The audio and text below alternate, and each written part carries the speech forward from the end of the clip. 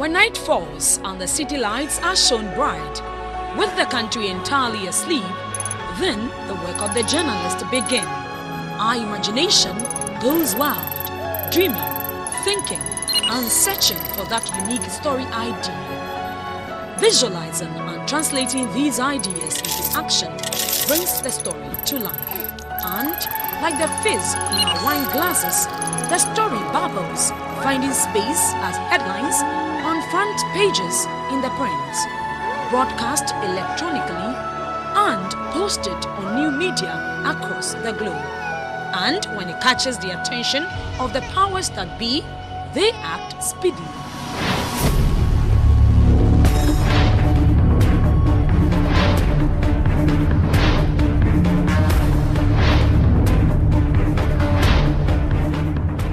Join my able panelists and I as we speak to weightier issues from all quarters of the professional ladder, share our journalistic experiences and offer insight beyond what is reported, all on one magazine platform, the Reporters Roundtable, every Thursday at this time on GBC24. The Reporters Roundtable, all angles, all sides.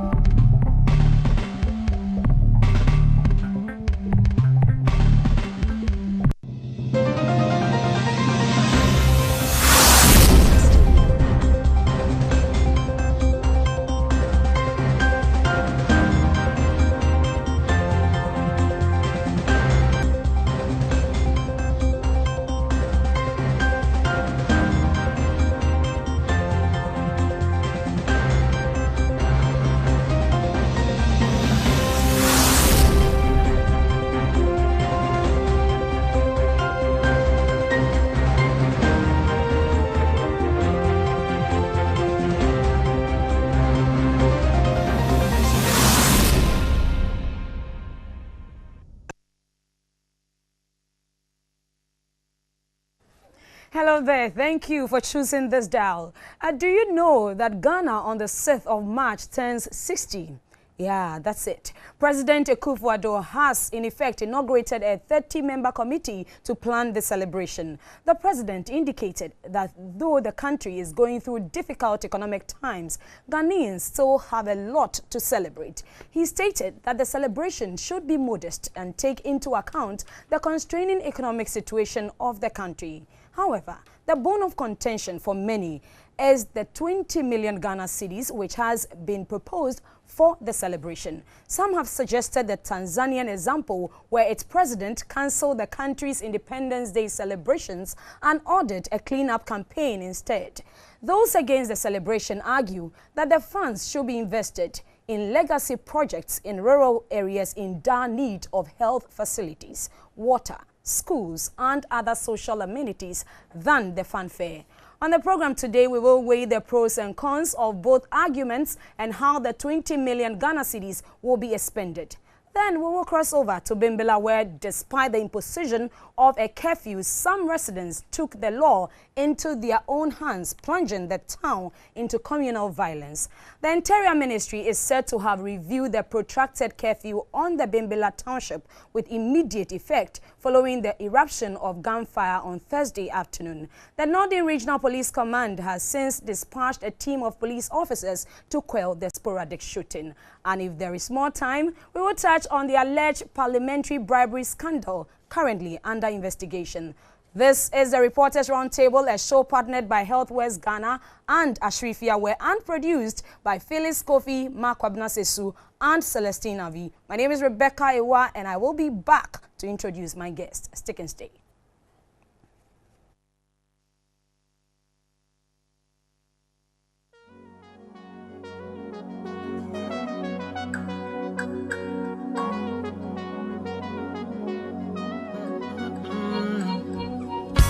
Still can't believe this. I can't believe I can't take control of myself, baby. Makoma bomb me bang bang bang. Ben feel anasa minya umaunko na minko, baby. Anka, Mr. Playboy, yeah. Keban is enemy who above Makuma bought me bang, bang, bang. But this feeling is so different. What reason will I give my heart if I should let you go, baby? Cause I wanna know you. Into sweetie, the person me knew didn't come walk it away, baby. I shall miss a side, seen it.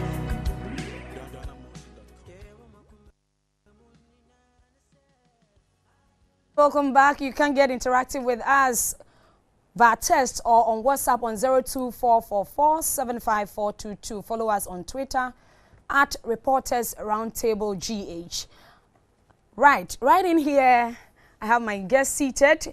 Kwabena Amankwah is the editor-in-chief of the Daily Statesman. He is in here in the studio.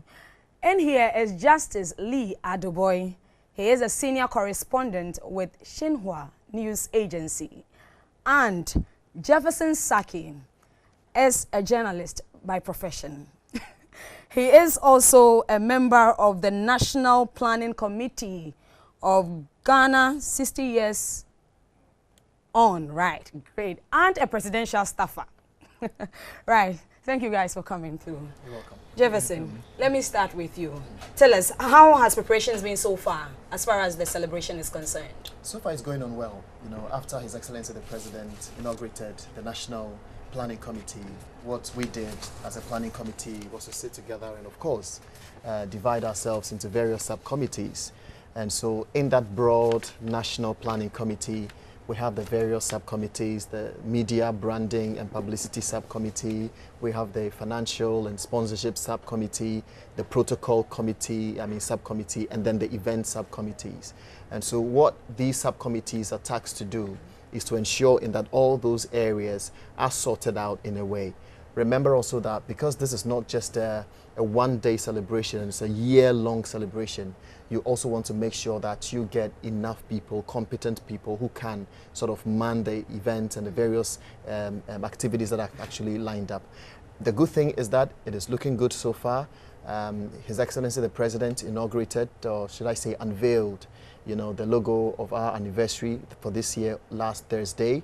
And on that particular night, you know, we invited Corporate Ghana, and he put it, you know, right there on Corporate Ghana that, you know, the country doesn't have real money, enough money for these activities. So if you come in to support us as a nation, I mean, you've been in this country for quite a while.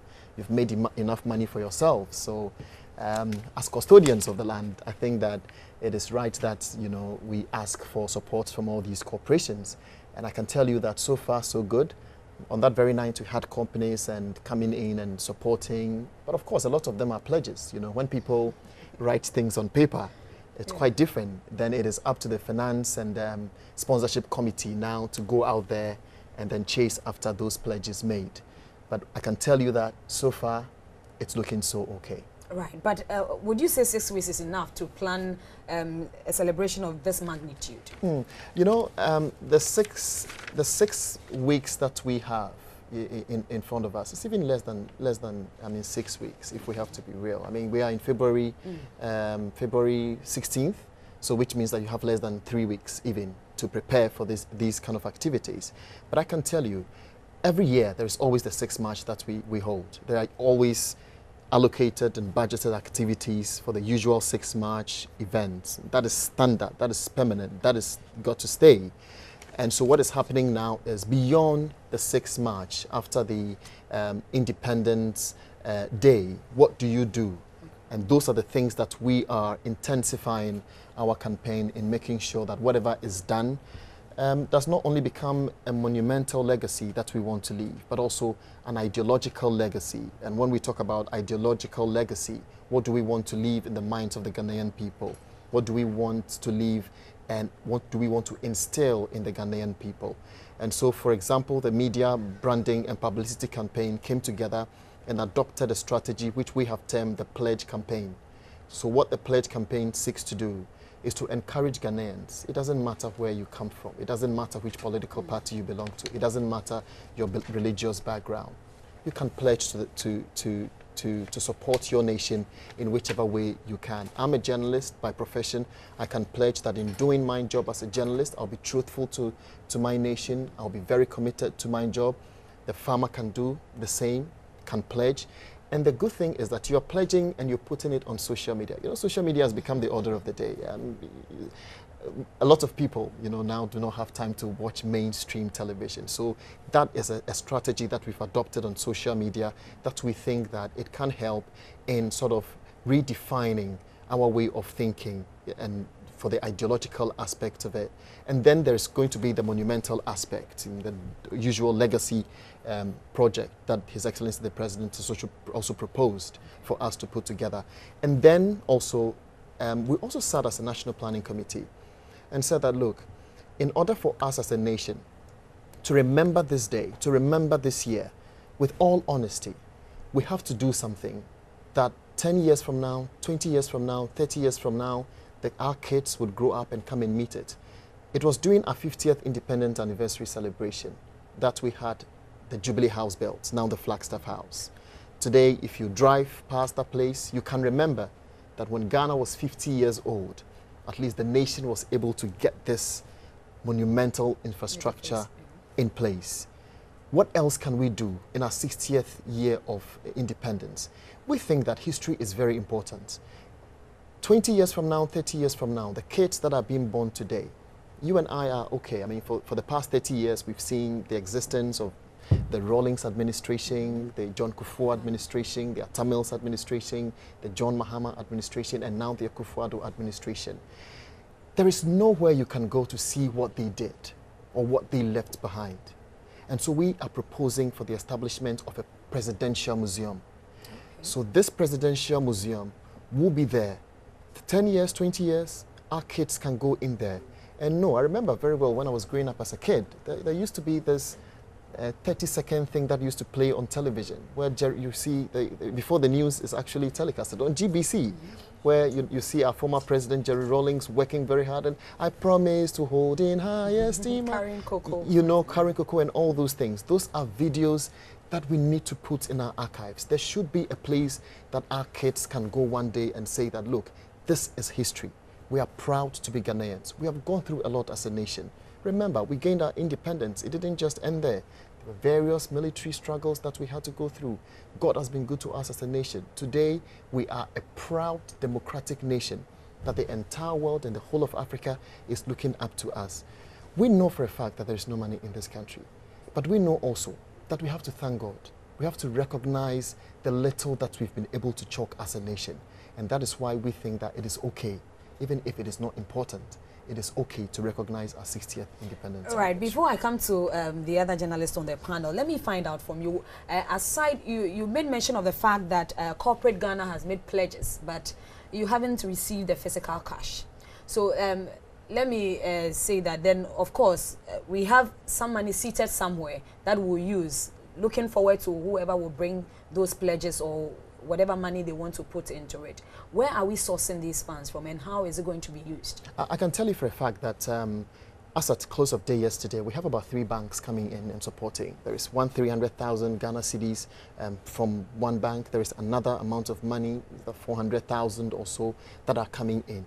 Now, these are funds that can obviously cater for our 6th March.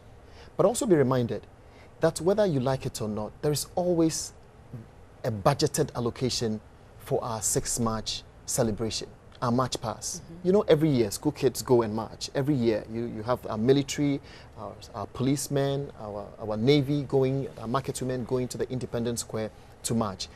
The interesting thing here is that we are very confident that funding is going to come in. For that, I can assure you, looking at the response that we're getting so far from corporate Ghana, I mean, there is no way that we can't raise 20 million Ghana cedis within the time frame that we have. It is very difficult, I can tell you for a fact, for us to raise 20 million from now to 6th March. But I can tell you that from now till next year, because it's a year-long activity and a year-long program, we are very confident that in 1 year, $20 million is something that we can raise. We also know for a fact that, look, the moment corporate Ghana gives you the money, it automatically becomes Ghana's money. And the president has been very clear to us. that you have to be accountable to the Ghanaian people. You have to make public every single money, every penny that you receive. And so we are very much aware of that, and so we are committed to that. It was just yesterday that the Secretariat was actually moved to the Independence Square. So in the Arch, you know, there are offices there. So that is where the Secretariat is. So for corporate Ghana, for corporate entities who want to contribute to the success of our 60th independence anniversary, we encourage them to go in there or come in there and support. Right. 20 million. And having a modest celebration, would you consider that as modest? In terms of modesty, one will have to look at what the celebration will entail.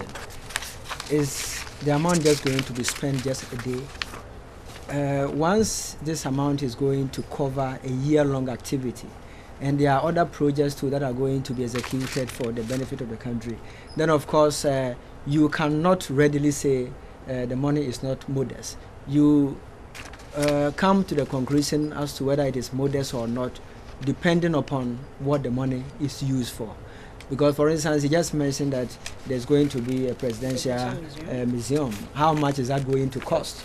I don't think that is the only project that is going to be executed.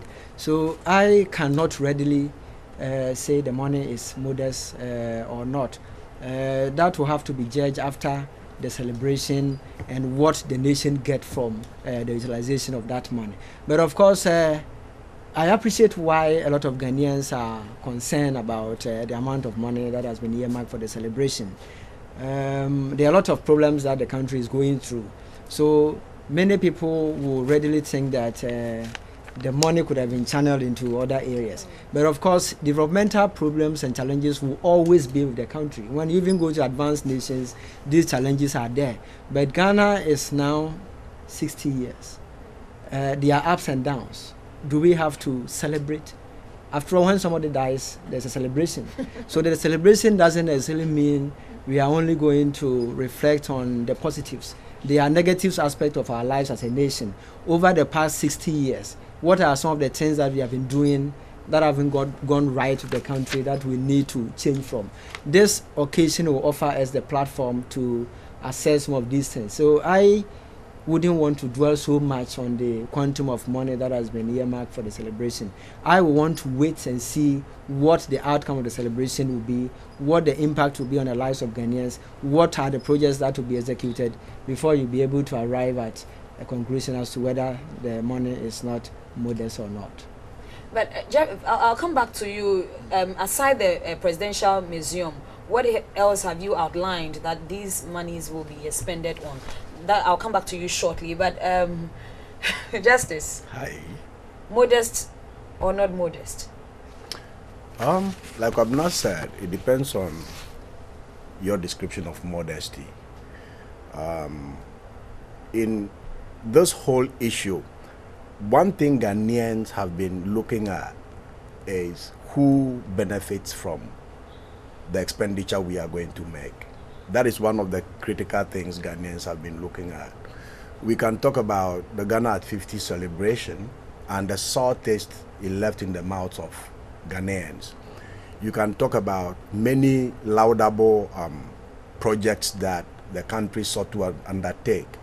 And at the end of the day, Ghanaians realize that the political elite, create the condition where their own selves and their relatives and their friends, normally benefit from these things. So when a country is celebrating its landmark, a landmark in its history, it's not anything unusual. It is not. However, history has taught us in this country that the politicians don't actually mean what they tell us. They create the condition to benefit themselves. So this has been the situation. And so when Ghanaians begin to ask about how modest a 20 million Ghana cedi expenditure on a 60th anniversary celebration is, then I begin to understand them from this standpoint. We've had the situation, the same situation playing up over and over again. And so Modesty, it is no. Jefferson is telling us now that it is going to be a year-long celebration and there are going to be monumental projects and so on and so forth. I hope at the end of the day, Ghana at 50 shows us the clear lessons. Yes. We'll come to that. But I think it's important. Yeah. It's important with regards to modesty, as you're talking about. And look, we are all aware, especially all members of the committee. And it is good when you've had an experience before. If the nation hasn't had any experience like that before, then you can talk about it. Look, you can make a basic comparison of Ghana at 50 and Ghana 60 years on. If you wind back 10 years ago, the amount of money that was spent on Ghana at 50 alone, you are looking at between $70 million and $75 million. We are not talking cities here. This year, fast track, 10 years on, under a new government, under President Akufo-Addo, he says that, look, you guys, ensure that you spend 20 million, nothing more, nothing less, $20 million. I mean, Ghana cedis in this.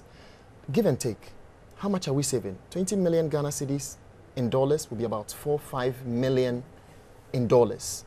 10 years on, how much are we saving as a nation?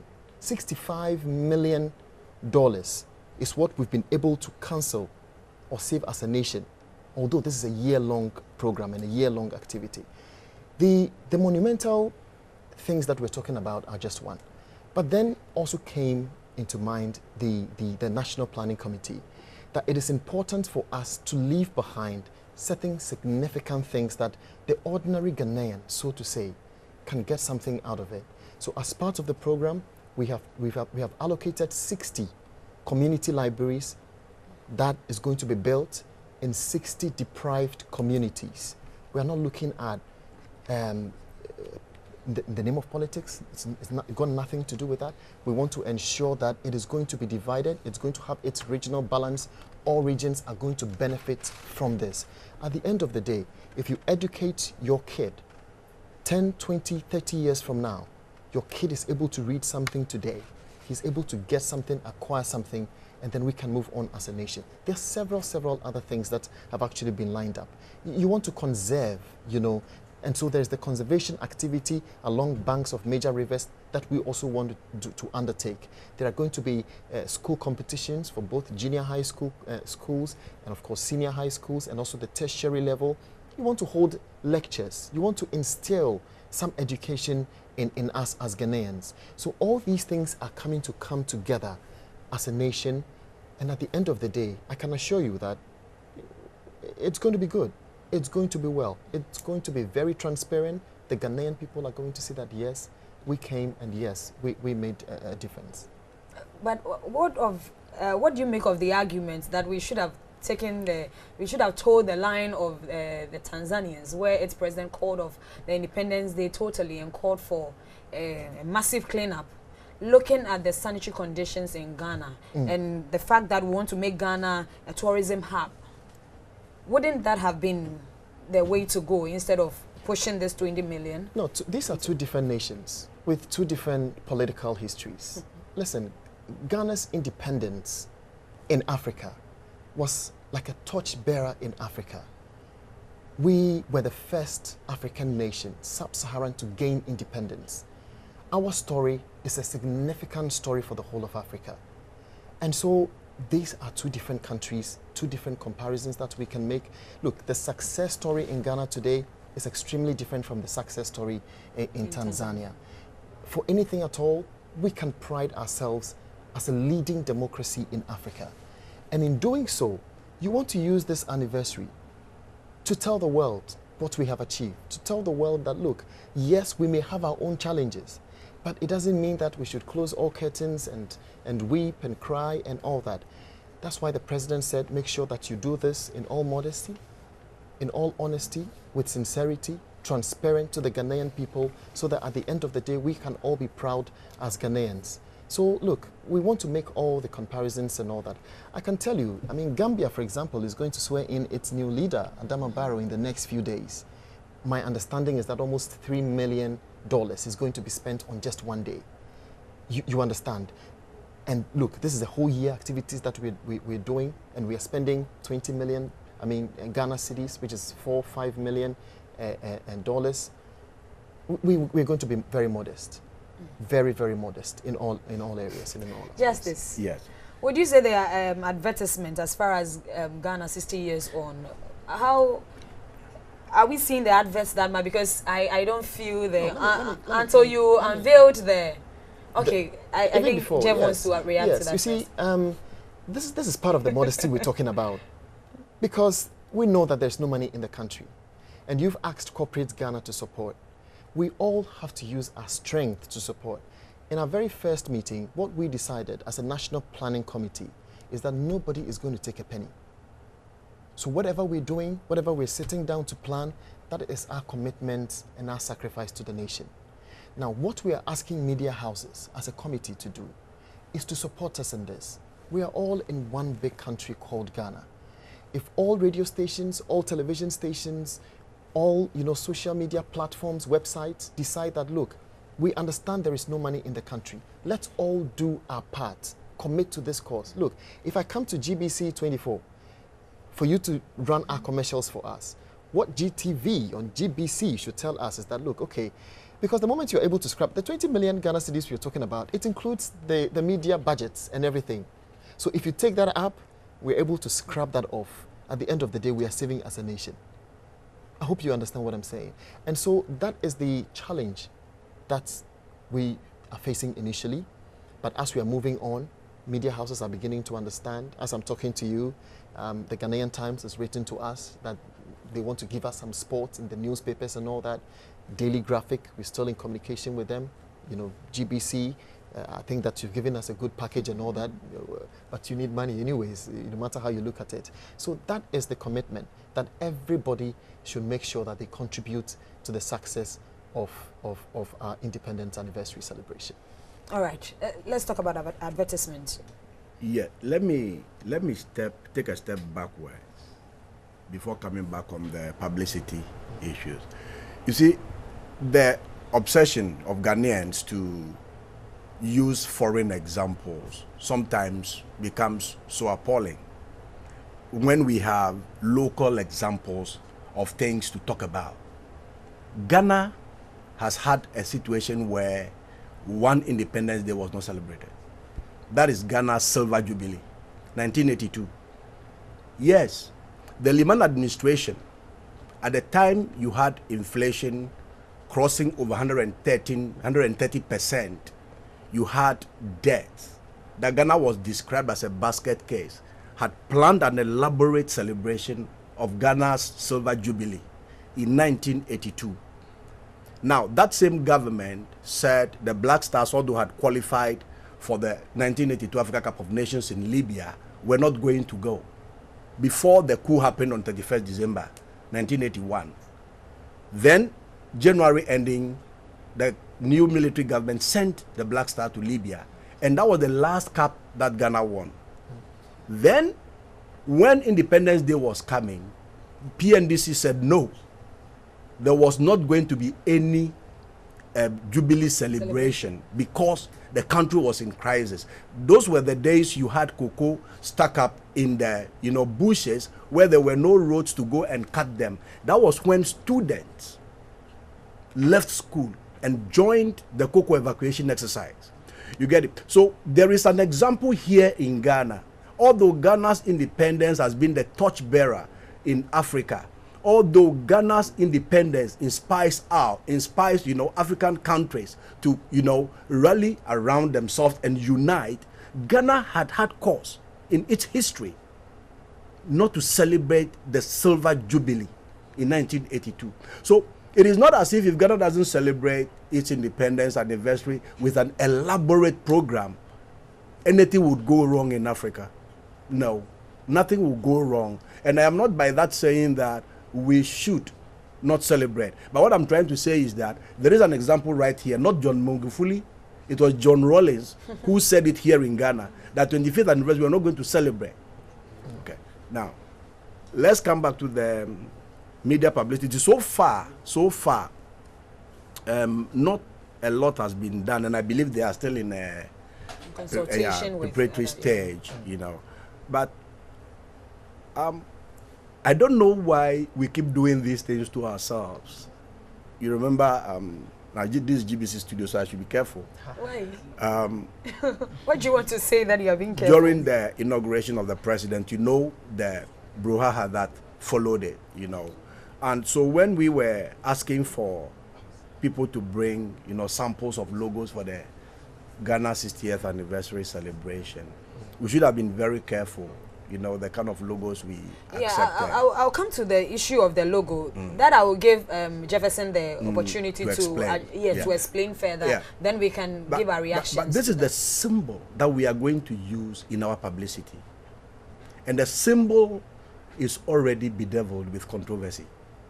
We don't know who the original owners of, you know, that particular design in the zero. We don't know who the original designer is, but we find it incorporated in our 60th anniversary logo. And, you know, allegations have been made that it was plagiarized. Then today there are softwares that you can use even to, you know, determine what, even symbols, images. You can even just Google them with that particular app, and then you will find where the original one came from. You see, so I don't know why we keep doing these things to ourselves. So if we are going to do publicity with the same logo, you know, to inspire, you know, that awe in Ghanaians, that passion of nationalism in Ghanaians and our students in school here. And you know, here is a country where examination more practice. So have you as a media person, have you done your own inquiry to find out the originality of this particular logo? Let me tell you, see, this is an original logo created by a proud Ghanaian student of the Kwabena Amankwah University of Science and Technology. This whole thing going around, propaganda activities going around, that the logo was, it existed and all that. Please, look, right I have here with me how this person, this student, created this logo. From the very onset, from the very scratch, from the very time that he took his pen, and because we knew that these things are bound to happen, we were very transparent in this thing. We had almost 100 submissions. Can you show this to our cameras so that we can we had almost 100 submissions, okay? What the branding publicity committee was asked to do or tasked to do was to shortlist that. So what we did was we shortlisted 20 out of the 100 that we had, and then we submitted that to the National Planning Committee. What the National Planning Committee then did was also submitted and shortlisted 5 out of the 20, and then gave it to experts in the media creative industry to find out if this actually resonates with the theme of our celebration, mobilizing for Ghana's future. At the end of the day, those experts selected one. At the time that they were selecting, they didn't even know that this person, the one that they had selected, was designed by a student of the Kwabena Amankwah University of Science and Technology, because you wanted it to come as a surprise to them. And this one was chosen. It is actually a creative art, a combination of 2 Edinkra symbols, Tikro Nkwejina and Matimesie. So what he did, per the sketch that we have here, is that he picked one head from the Tikro Nkwejina, and then picked the 3 heads from the Matimesie, and then put it together. And then because we are talking about mobilizing for Ghana's future, he made sure that he put those hands for them to be together. So you could see in the picture those 3 people coming together like that, representing unity. He put the Ghana on top, and then he put the years on at the bottom, and then put the logo, the theme there, mobilizing for Ghana's future.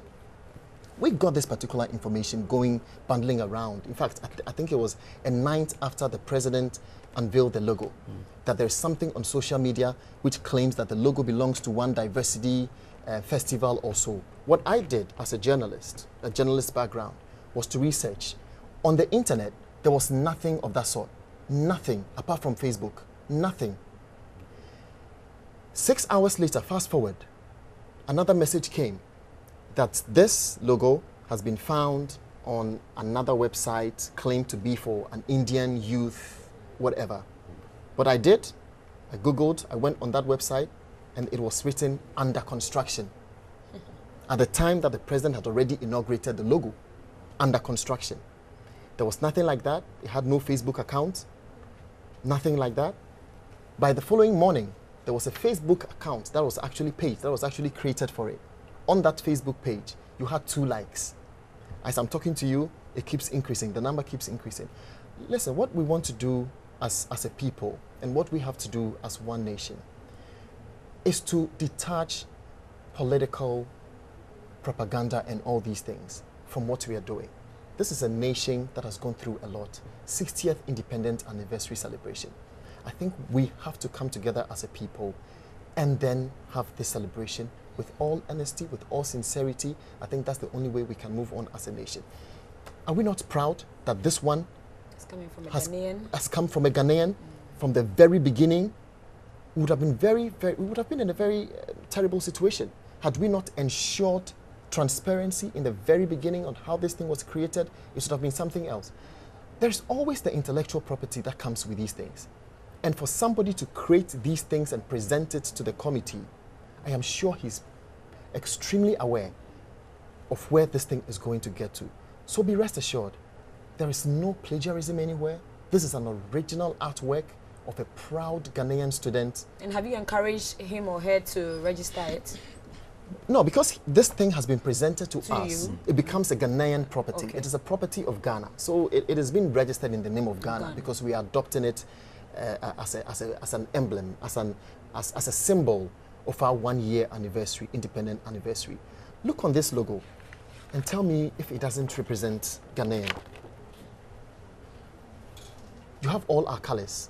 What he did, he used the black star to write the 60 and then used the red, gold, green to represent our national colors and then put the 3 people together in oneness. So all these things coming up, it comes to us as a surprise. And I think we should move away from that. Right, moving away from that, let me have your take on publicity and issues on the logo. I think the issue of some section of Ghanaians playing propaganda with national issues, it will be difficult to do away with it. The most important thing for Jefferson and the group is to feed Ghanaians with the right kind of information, as we have just done. There is a guy who has produced this logo. He is there. If there is any challenge, he can even be brought in to confirm that he did this work. So let's just take away that kind of propaganda. I think for publicity, they have just started. And I think this is the first major publicity you have given the committee in terms of making their work known to Ghanaians. I want to believe that going forward, they will intensify it to make sure that all Ghanaians are mobilized behind the celebration, as the theme for the celebration even suggests that mobilizing for Ghana's future. They will have to do more to make sure that everybody is galvanized around it, because it's a Ghanaian celebration. It doesn't have to be limited to only a few elites, or as somebody may also think, some few party guys, but it should be Ghanaian celebration. Let's make sure school children are involved, old women, old men, market women, farmers, everybody is brought along. Just as he said, I think the media will also have to come in to support. As to whether those of us in the private media will be ready to do it pro bono, that is another issue. Because sometimes you are in this country, on this land. that if is your true, mom is celebrating a birthday, at least you buy a birthday card, right? sometimes it's easier for in our part of the world, it's easier for the state media to do it. But for those of us in the private media, sometimes looking at our challenges. But of course, we will also find our own ways to support it, because it's a Ghanaian celebration. We also see how we can all support it to make sure that the project succeeds, because it's a Ghanaian celebration. When it succeeds for all of us. But the bit on the amount of money to be spent, what I think Ghanaians will need is transparency. That's it. Because that is the major reason for people raising a lot of concerns about it. Once the expenditure is made available to Ghanaians, I think they will be rallied behind, because looking at the events of Ghana at 50, it looks like all did not go well with the celebration. And I think it is from that celebration that a lot of people think we should not even have had this kind of elaborate celebration. So let's make sure that everything is transparent, and then people get to know how their monies have been spent on. That is very key. Right, I know Jefferson will want to leave us, but let's have your final take. I know in celebrations of these sorts, we are not looking forward to spending and maybe getting something in return. But let me play the devil's advocate. Is the committee looking at a situation where there is some ingenuity or trying to do something different, that the monies that we'll put into things or what corporate Ghana will bring to us, we will have something in return so that we can keep in the state's coffers? Like selling artifacts and stuff? Exactly. You see, the thing is, this logo that is out, we're going to make it public, especially for corporate Ghana who wants to use it. Normally, what happens is that when a nation is celebrating an anniversary like that, you have a lot of corporations coming. We want to use the logo to do this, to do that. For example, Fanyogo, but sometimes you can buy it and you see the logo on it, or Coca-Cola or whatever it is. I mean, these things are readily made available. So when those corporations come in, what we have to do perhaps is to ensure that perhaps they will be getting the logo at a reasonable cost or price, so that they can pay something to the nation at the end of the day. Our main agenda is that at the end of this celebration, we have a serious attitudinal change, what we think about our country, what we can do as individuals to help build our country and move our nation forward. When you look at the theme, mobilizing for Ghana's future, it is coming together to build our nation. That is the main thing that we want to achieve at the end of this celebration. What is going to happen on the 6th of March, one significant thing and unique thing that the President has recommended that we do, which I said earlier, is to have the cultural representation at the Independence Square. So you have people from the Volta region, Ashanti region, Eastern, Northern, Upper East, Upper West, coming in to show us their cultural significance. At the end of the day, you're going to have a lot of heads of state coming in.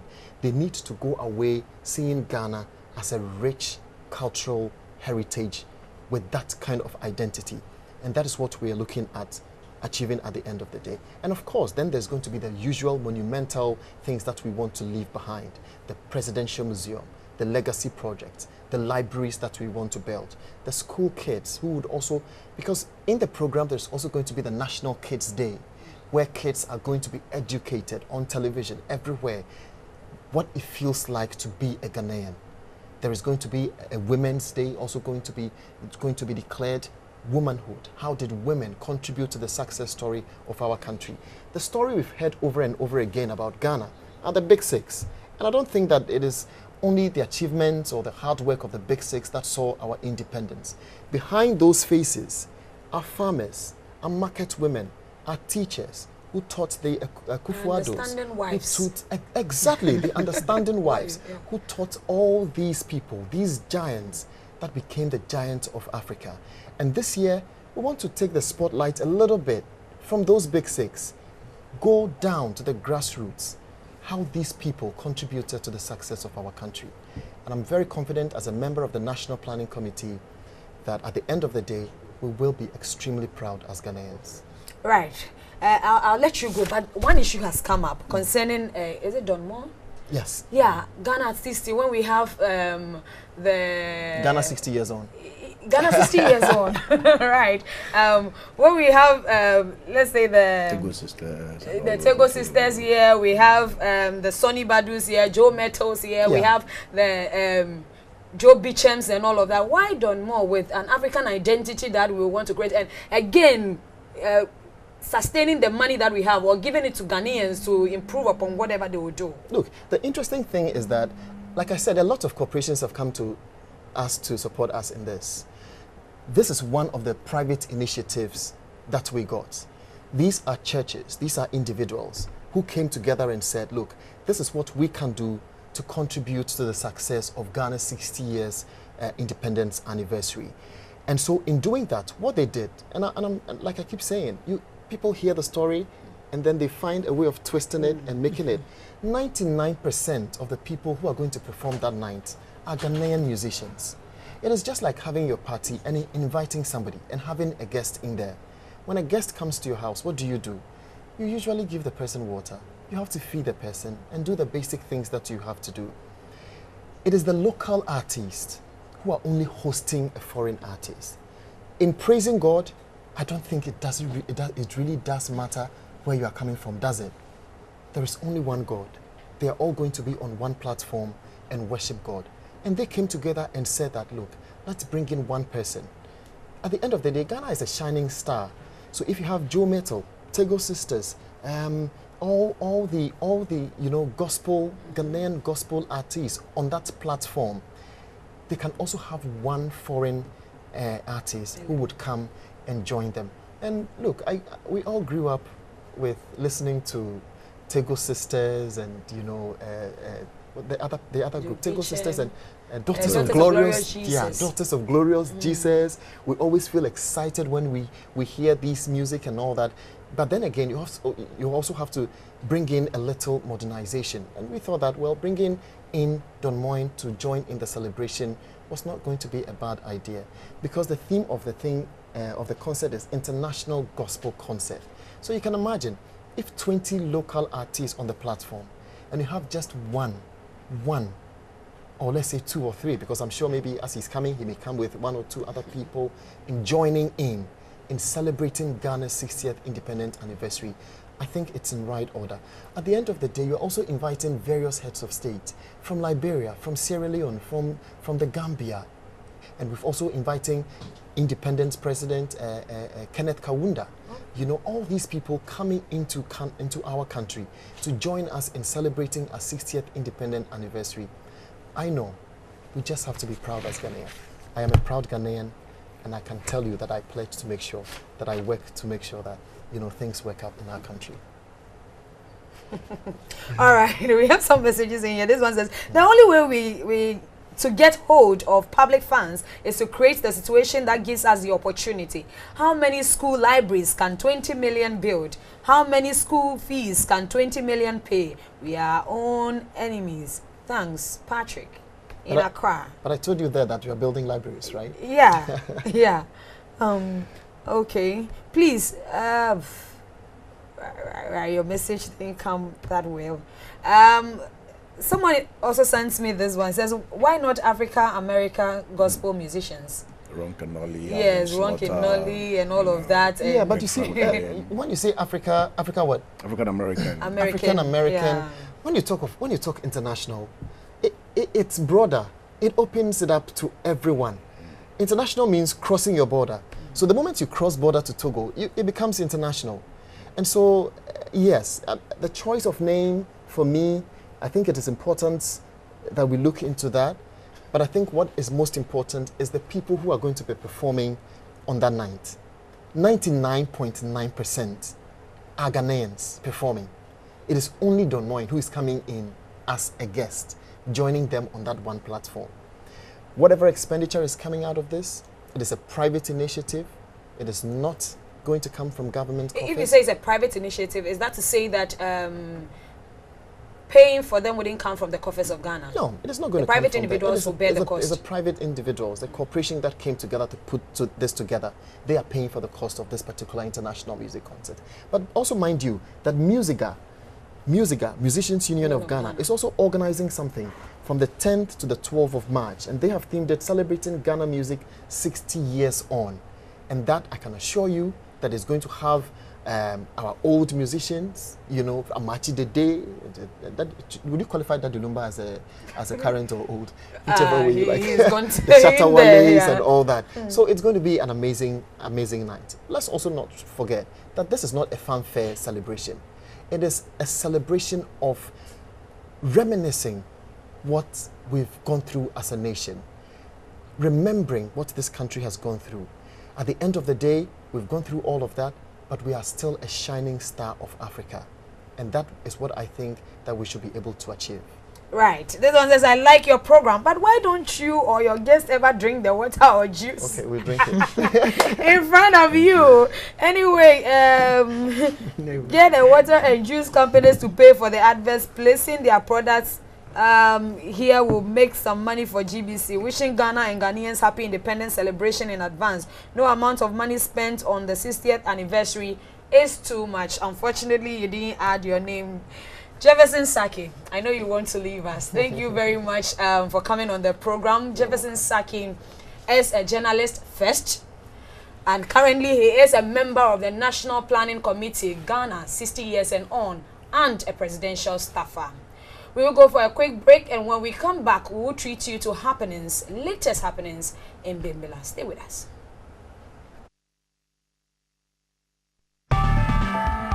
If you want to understand what journalism is all about, watch Reporters Roundtable, because here we criticize ourselves, we learn from one another, and try to put our profession on track.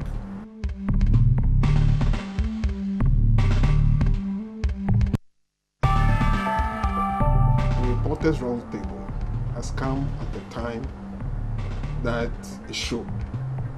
It's a very important program.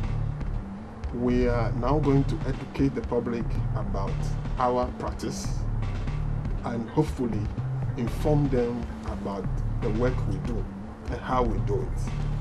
Keep watching Reporters Roundtable.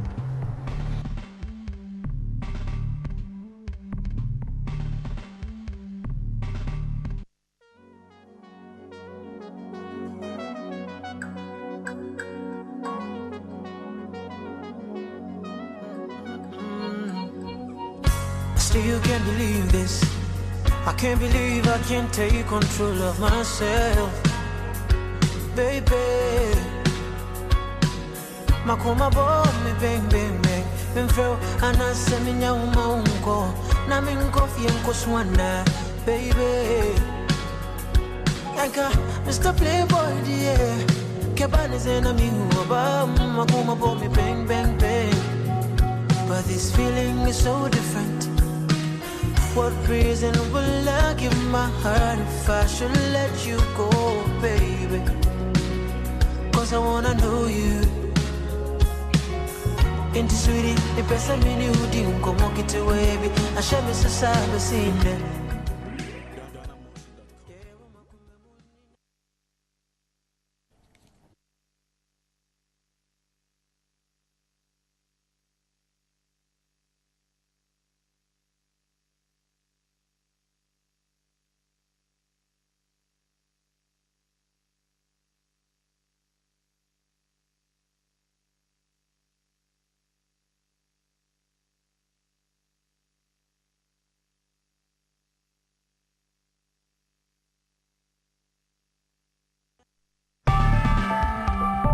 So in our day-to-day practice of journalism, we get the opportunity to write on a litany of issues ranging from politics, business, health, religion, and what have you. We seek to bring this experience onto one platform, the Reporters Roundtable.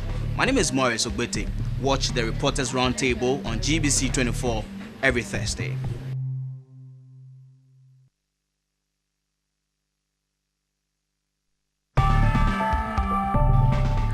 Reporters Roundtable is a platform for journalists to express their views on topical issues objectively. This and every Thursday. You don't want to miss it.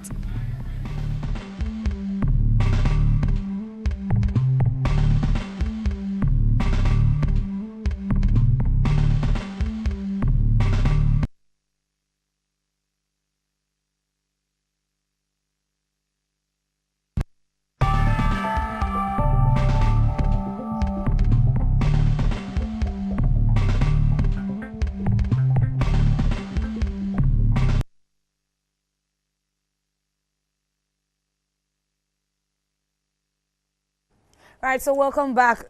And before we go over to Bimbilla, let me take you to Parliament first. Then we will talk about Bimbilla. You will recall that sometime back, Friday, 27 January 2017, a former information minister and current member of Parliament for Boko Central, Mahama Yariga, accused Mr. Boakye Jakon of bribing the 10 members on the appointments committee with 3,000 Ghana cedis to bait them to approve him for the ministerial post. Mr. Ayariga claimed details surrounding the sharing of the booty reached him through the minority chief whip, Alhaji Muntaka Mubarak. So far, the scandal water appears murkier. The chairman of the Appointments Committee, Joseph Osei-Wusu, who was alleged to have received that money from Mr. Jakon and handed the cash to Alhaji Muntaka to be shared, had both denied the allegation. But Mr. Ayariga maintains there was exchange of hands. Indeed, there seems to be no end in sight of the alleged scandal, and also it's unclear whether the allegation has any basis. However, it all comes down to whose lenses one is looking into to be able to come to terms with all the brouhaha. Is it the accusers or the accused lenses? For example, if you are on the minister's side, you are tempted to call it outrageous. But those on the accuser's side will say there is a smoking gun. We ask, how much is 3,000 Ghana cedis to be shared among 10 lawmakers?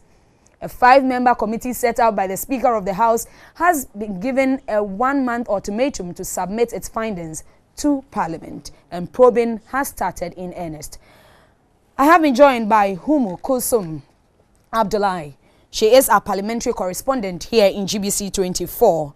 And still on the panel is Justice Lee Adoboe with Xinhua News Agency. And Kwabena Amankwah is the editor-in-chief of the Daily Statesman. Hummu, welcome. Let me start with you. How has proceedings in Parliament been like as far as this bribery allegation thing is concerned?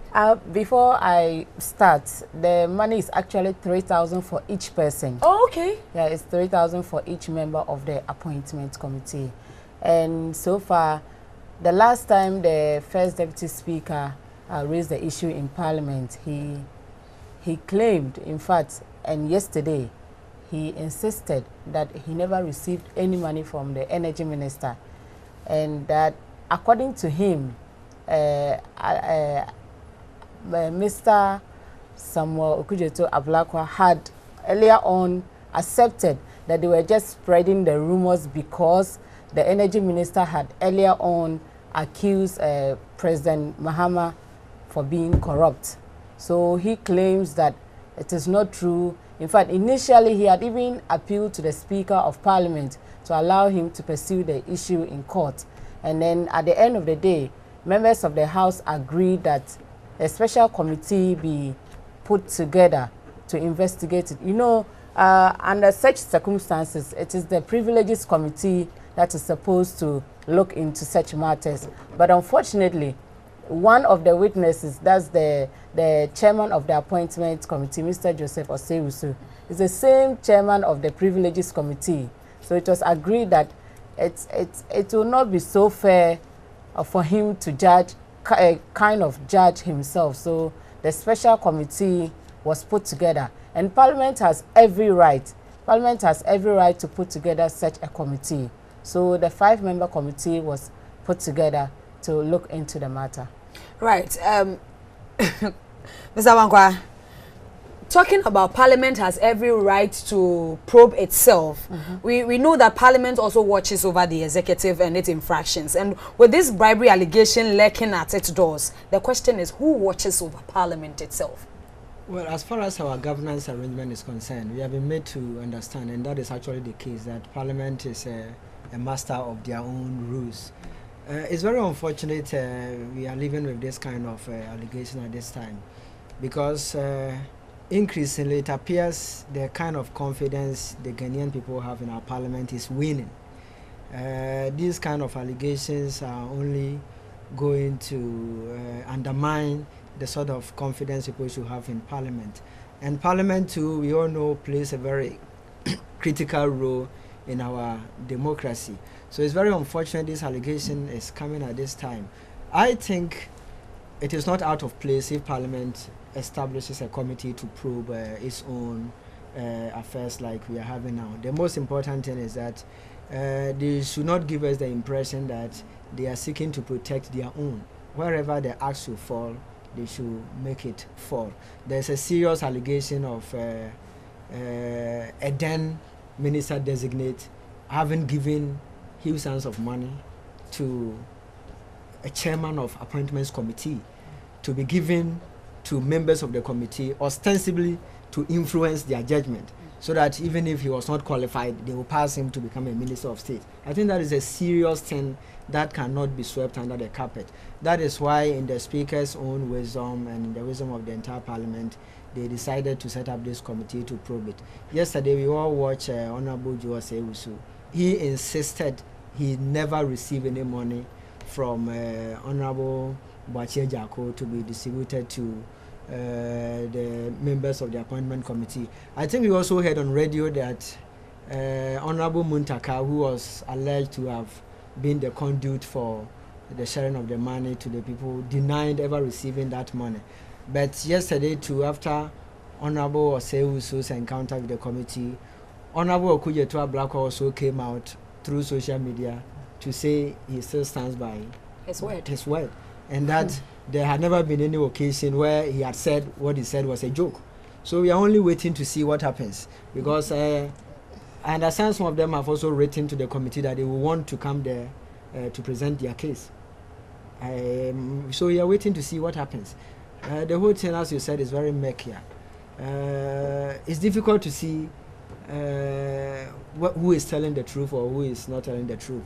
Once opportunity has been given, and I think the main protagonist in this case is Honorable Mahama Yariga.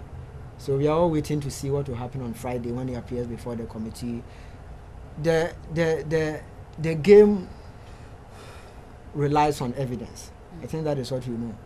So we are going to see the kind of evidence that you put out to justify the allegation that he's making. That is what will enable the committee, of course, to come to the determination as to whether there was any merit in the claim he was making. But no matter the outcome we have, I don't think this is a good thing for the image of Parliament. Because if it turns out that an honorable member of Parliament is making an allegation which has no basis, that is not good for the image of that person, and it's not good for the image of Parliament as a whole. If it also turns out that a ministerial nominee was trying to buy his way through the appointments committee, then that is very dangerous for the kind of governance we have in the country. So let's wait and see the outcome of the investigation. I want to trust that Honorable Joe Gatti and his team will do a good job to make sure that they unravel whatever is behind this allegation. All right, Justice, if you are a judge in your own cause, how then do you, how are we likely to determine the outcome of this? Because at the end of the day, we are talking about reputation here. We are talking about the image of Parliament.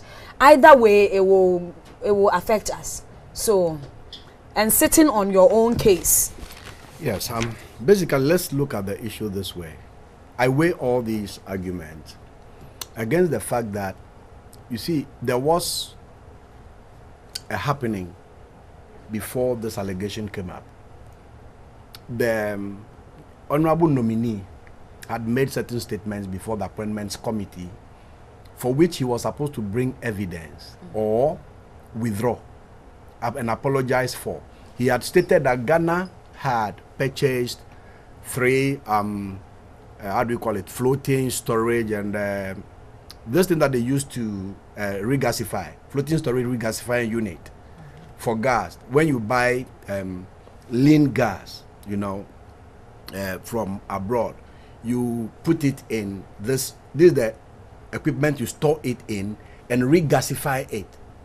You regasify it. So Ghana has been, you know, trying to avoid this recurrent power outages and so on. So that was one of the options that the government had been looking at. And then the minister who was coming in said Ghana had purchased 3 of these, you know, units, and then also stated that the World Bank had been breathing down the spine of the former president. So he was being requested to provide evidence for these assertions he had made before the committee, or withdraw the statement with an apology. Otherwise, he will not be, you know, okayed by Parliament or by the appointment committee. So it is on this, you know, this kind of situation that was surrounding his, you know, vetting before the allegation came out. So you need to look at whether the fellow has a motive. Although, yes, if the appointment committee does not approve of him, he could be taken onto the floor of parliament and would be voted for as Afeku and this woman, Otiko, went through. That would have been done. So this is the angle from which I look at the situation. Now, this is not an isolated allegation. We have heard such allegations from members of parliament.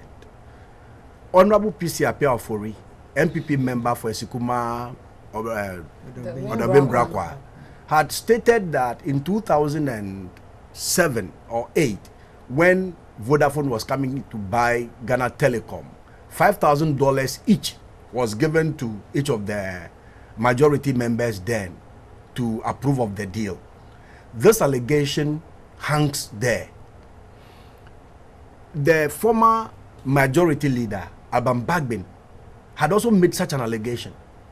And they threatened him to drag him to privileges committee and so on. There was a journalist, Kobi Fiagbe, made that allegation against the communications committee, which then was chaired by Felix Chumesi Apia.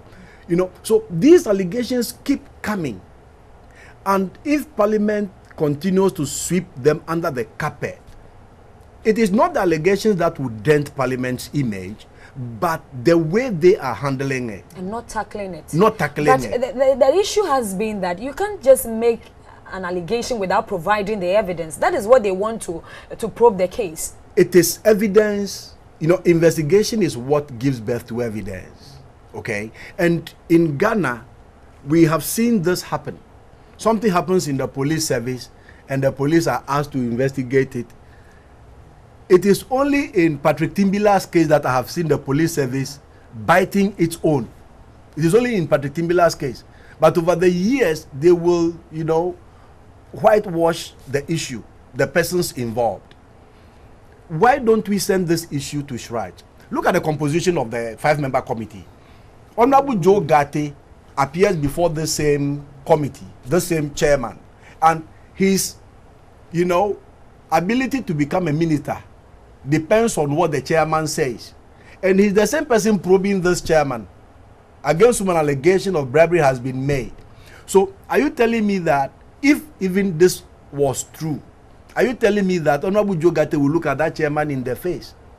Secondly, you see, I'm saying that the overriding reason for which the president wants to bring in an independent prosecutor to avoid, you know, politicians trying to favor their party members when they come into power, it is that same reason that necessitates the, you know, intervention of an independent probe. And Shraj is the entity that is mandated in this country to conduct such probes. So if you are afraid, I don't know what Parliament is afraid of, not to bring in Shraj. I believe that this is the point Shraj will step in. Because one, Ayariga was the one who made the allegation. But 3 other people came out to corroborate Ayariga's story. Okay? There was only one time that Muntaka spoke about the issue. Then later on, we had another MP from the same party saying that Muntaka claimed that he made that denial because he wanted to protect the image of Parliament. Muntaka has not come out to deny what Inus Afuseni said that he had asserted. So you have this whole issue that is a bit hazy. Why do you make Parliament probe itself? Send the issue to Shraj. Let Shraj probe it. When Shraj comes out to say, Ayariga couldn't provide evidence, any proof, then Ghanaians will accept that he had lied. All right, we'll go for a break and I will come back. Talk of Shraj, and we know Shraj has its own problems, and there has been issues that has been taken to them, and at the end of the day, we couldn't see much because we were yearning to see more. And again, we'll also look at the star witness in this case should be Mama Ayariga. Why should we have the chairman of the appointments committee come in first? Because Mama Ayariga is the one that the story revolves around. Why don't we bring him first? Then the others can come in. Well, We are still here. It's the Reporters Roundtable. We are tackling the issues from all angles and from all sides. We'll come back shortly. Don't forget, you can get interactive with us on 02444754422, and you can also follow us on our Twitter page. That is at RoundtableGH. We are back.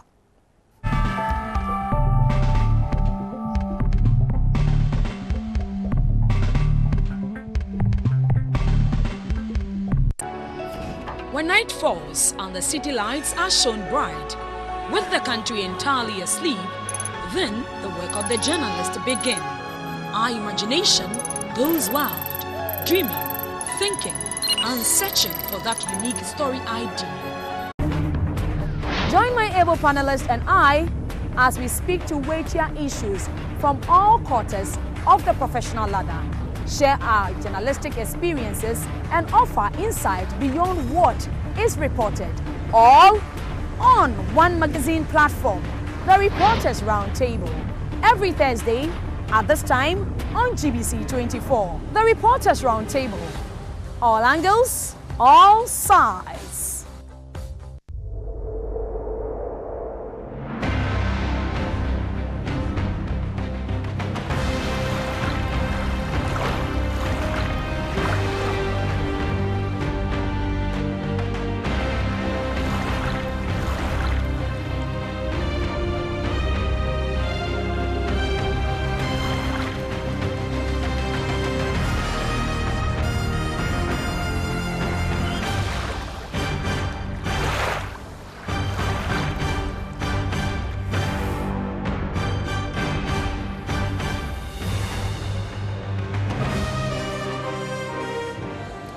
My name is Rebecca Ewa.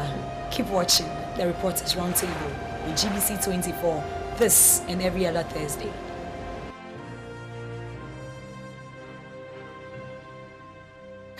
Right. Thank you for staying on to the Reporters Roundtable. We are here discussing vast matters. Hummu, let's talk about the star witness. First, we know probing has started in earnest and in the full glare of the public. What do you make of that? We shouldn't forget that the committee started sitting way before the public was made aware. Yesterday, actually, when they started sitting, the chairman of the committee made it clear that members had already started sitting in camera. He had decided who and who should be a star witness. The public sitting was just to kind of make you aware that we are making it as transparent as possible. And then we all know that Parliament has the power to probe itself. But at the end of the day, it is the image of Parliament that is at stake. So Parliament could have said that, okay, because I want the truth to come out and for every Ghanaian to accept it, let's bring in an independent body. Because at the end of the day, the committee members are made up of members of the House, 3 majority and 2 minority. Even if it comes to voting, there is ever no way that minority will get its way. And we are talking of Mr. Samuel Ablakwa. His name is all over the case. Apparently, he's the one who is kind of spreading the news that the money was given. And he's not a star witness. Mr. Alasa Sohini is all over too. And he's not a star witness. The only opportunity they have is that if we have something to say, put it on paper. Put it on paper and let's decide whether we invite you or not. So at the end of the day, even if you put whatever on paper, the committee can decide that, no, we cannot invite you. So at the end of the day, how do you trust the judgment of such a committee? That is the point. The only person right now who is among the list of people making the allegation is Mr. Mahama Ayarga. Talk of Mahama Ayarga. Where is he? Why didn't he take his turn first, but instead we had Mr. Osu? Yeah. Unfortunately, Mr. Ayarga is a representative, Ghana's representative to the ECOWAS Parliament. Okay. So he's currently there. But tomorrow he will be expected to appear before the committee. But if you ask me, somebody will say that it's just an opportunity to gang up against him, because all the people who are supporting his claims, they are not star witnesses. And then the only person, Alhaji Muntaka, who is saying this and tomorrow is saying another thing, is a star witness. So at the end of the day, if he doesn't get Sohini to come to appear before the committee, and then Mr. Ablakwa, how does he prove his case? Because these are people who are by providing evidence. Evidence is what they, if money really changed hands, then there should be some form of evidence to adduce to that fact. Don't forget that initially they said when they received the money, they didn't know that it was from the energy minister. It was later that they were informed. And when they got the information, they returned the money. So if, Rebecca, you actually gave me the money, between you and I, we know that you gave me the money, but I returned the money. And at that point, it didn't occur to me to kind of get any evidence. How do I prove, even though you know that you gave me the money? And let's say, you see, one of the reference points is that the committee should be able to prove that the chairman of the appointment committee, Mr. Joe Osei-Usu, actually gave money to Alhaji Muntaka to be given to the members of the committee. Okay, what if Mr. Osei-Usu received money, but not necessarily from the energy minister, and it is for the same purpose? How do you prove that? You see, because at the end of the day, the point is prove that you receive money from the energy minister. What if the energy minister gave it to somebody else to be given to you, a third party? How do you prove that? It is not, they are not saying that prove that you received money for a particular purpose. They say that prove that you received money from so and so. So what if the person didn't give the money? And then how does Mr. Ayarga prove that the money received was actually from the energy minister? How does he prove that? And especially when he returned the money, how does he get the evidence to prove that? And at the committee yesterday, there were certain questions that a committee member will ask, and the chairman has every right to say that this one, I can't allow it. So at the end of the day, the transparency, how are we going to get that? And since they are all members of the same house judging their own case, without even a single independent person coming in to be part of the committee, how sure are we that they are going to bring out the truth? And at the end of the day, if Mr. Ayarga is actually telling the truth, then it means that they will kind of gang up against the man, because he's the only one. He's the only one. He seems to be the only one. Wow. Maybe actually, but okay, let me take you to the House of Legislature and give you bits and pieces of what happened at the probing session. Who started? Hummu? Mr. Joe Osei-Usu. Mr. Joe Osei-Usu, right. We'll come back and we'll touch on the other issues.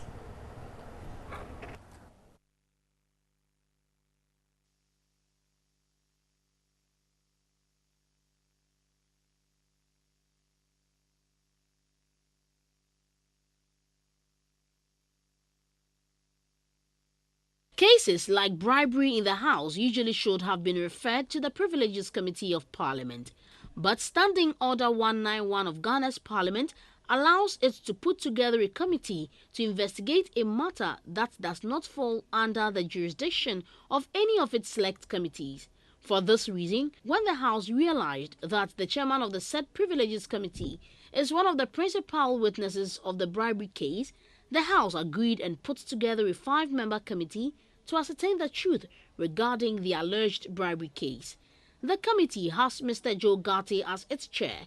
The other members are Mr. B.T. Baba, Mr. Magnus Amwate, Mr. Ben Abdallah Banda, and Madame Abnadroa Mensah. In its first meeting, the chairman of the Appointments Committee, Mr. Joe Osei-Usu, answered questions from the committee. The first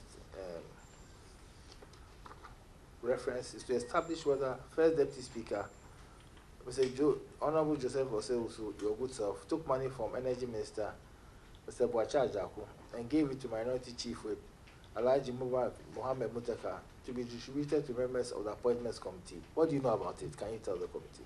All publications that have since come to my notice suggest that they used, they said the chairman was the conduit for distributing bribes. The chairman, yes, those all publications that I've since seen. And they are comfortable reading that and not saying anything, when none of them has discussed money with me or at any point in time, whether it is Muntaka or any member.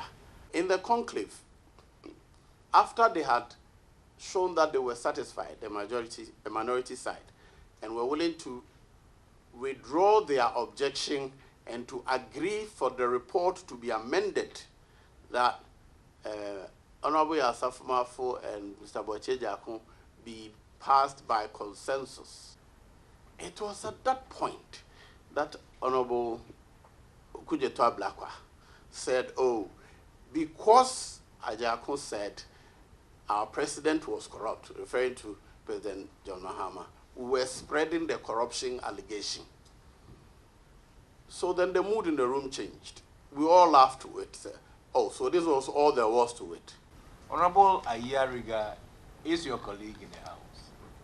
Did you, at any time, engage him one-on-one to find out from him why he went on air, speaking or alleging, making this allegation against you?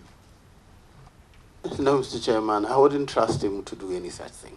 Now, apart from raising the issue at the conclave meeting, since you didn't trust Honorable Ayariga, did you raise it with his leadership? Yes, Mr. Chairman. At the conclave meeting, I put it on the floor where the leadership were, that matter should be resolved there before we return to the chamber. What do you mean by you didn't trust him? I mean, what do you mean by He said whether I spoke to him, he said I wouldn't trust him. After he had made those allegations, gone on air to repeat it, for me, I think it would be suicidal to get into any one-on-one meeting with him. It's very dangerous. Now, in that closed-door meeting, did Honorable Suhene raise any issue relating to the bribery allegation? No. In that closed-door meeting, did Honorable Eric Poku raise any issue relating to the bribery allegation? No, Mr. Chairman. In that closed-door meeting, did Honorable Yilechire raise any issue relating to the bribery allegation? No, Mr. Chairman.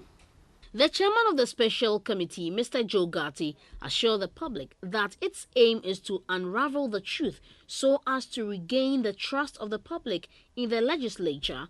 Meanwhile, everyone who has evidence to support the work of the committee is advised to present a statement to it before Friday to enable it to invite him or her to the House as a witness. Sitting continues on Friday, the 17th of February, when three other witnesses, Mr. Bwachajaku, Alhaji Mohammed Muntaka, and Mr. Mahama Ayariga would appear to state their side of the case.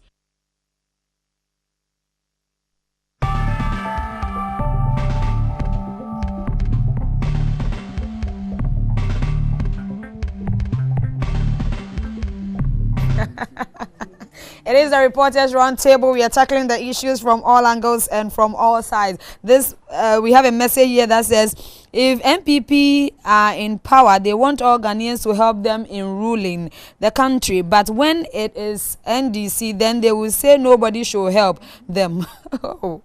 Is that it? My name is Mr. Komi from Xinhua. Mr. Komi, thank you very much. Let's have your final take on this alleged bribery scandal. Corruption in itself, let's look at it in totality. It is something that is bedeviling this country. We are trying as much as possible to uproot it. What would be your recommendation to tackle corruption head on? I think the laws of Ghana on corruption must be enforced strictly. Sometimes when it comes to the issue of bribery in particular, it's very difficult handling it. Because for instance, if two of us met here and I gave you an envelope and then we went away, an issue crop up, we are called. I just say I never gave you anything. How do you prove I gave it to you? It's very difficult to offer any evidence to substantiate your claim. I believe that is the exact situation the whole parliamentary bribery scandal is situated. Because even if the ministerial nominee gave out money to somebody, I don't think there was any video coverage or any recording that can be tendered in as evidence. So it becomes very difficult dealing with this issue. But I want to trust that Parliament is made up of men and women of integrity.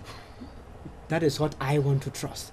So I want to believe they are going to be sincere with themselves and sincere with the good people of Ghana and do a decent job. Because there is that kind of, excuse me to say, credibility crisis hanging over Parliament. Many people don't have a lot of confidence in Parliament at the moment. It appears the perception of many Ghanaians is that they always want to protect their own. That is not what I'm trying to say in connection with this probe that is going on, but that appears to be the perception on the minds of some people. So they will have to work hard to make sure that the confidence people have in them is actually re-engineered. Other than that, it will be very bad for the image of the House. Justice, you keep smiling. Yes. What's your take? When he said credibility crisis hanging around Parliament, yes, true, you know. One reminder I have in this matter is that, you see, the evening this matter came out, one radio station played a story where the chairman of the Appointments Committee said that it was Mama Yariga who had come to withdraw the matter. Okay. Then yesterday, suddenly, he changed it and said it was Okudzeto Ablakwa who had come to withdraw the matter and said this. So you begin to wonder, if he made these two statements, why is he in a hurry to exonerate himself? But at the end of the day, like I keep saying, you and I, Vice President Dr. Baumia, told that you and I were not there. We weren't there. And like Kwabena was saying, it is only if I intended to embarrass you and I bribe you, I could mark the currency notes that I gave you and then send the police at you, and then they arrest you and they find the currency notes on you, which will be used as evidence. But I, the giver, I'm saying I never gave you any money. There was no video evidence. There was no photograph evidence. What can we use to prove? That is why it is very important that we get an independent, body to probe into this matter, and then unearth the truth, the facts of the matter. Other than that, Parliament is courting the kind of embarrassing situation that the judiciary courted. You remember that after the judiciary, Anna said Parliament was next. Who knows when that will happen? So the earlier Parliament, put its act together and clean up its house, the better it will be for all of us. The better it will be for the democracy of this country. Right, Hummu. Corruption in totality. I see this issue as bigger than we are just looking at the image of Parliament. At the end of the day, if the evidence shows that we are able to get evidence to show that the energy minister actually gave bribe to members of the appointment committee, it affects him, it affects the NPP, it affects government, and it affects Parliament. And even Ghana as a whole. And it affects Ghana as a whole. So I'm just looking at it. Will Parliament risk this? And like my colleague said, it's only an independent body that can actually probe such an issue without thinking of how it will affect them. At the end of the day, if we have allowed Parliament to judge itself, we can only hope that whatever they come out with is the truth. That's all. Right. Some messages in here. Hello, I agree with what the man in the middle and the lady are saying. In fact, at the end, we would not hear anything different. We will not hear anything different than to say no evidence. From Paul in Wager. Paul. Okay.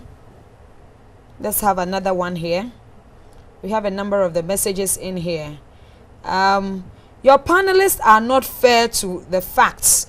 The committee investigating the bribery claim was formed based on a complaint made to Parliament by Mahama Ayariga. Whatever Okujeto and Suhini has to say, they can't do that in writing, and the committee will act appropriately. Note that Mahama Ayariga never made this claim on the floor of Parliament. He was in Parliament when George Sewusu said he has withdrawn his claim, but he did not say a word. Besides, it is easy for two or more to scheme and accuse somebody of bribery. What is important is proof. All right. I would appreciate it if you add your location and your name. This one says,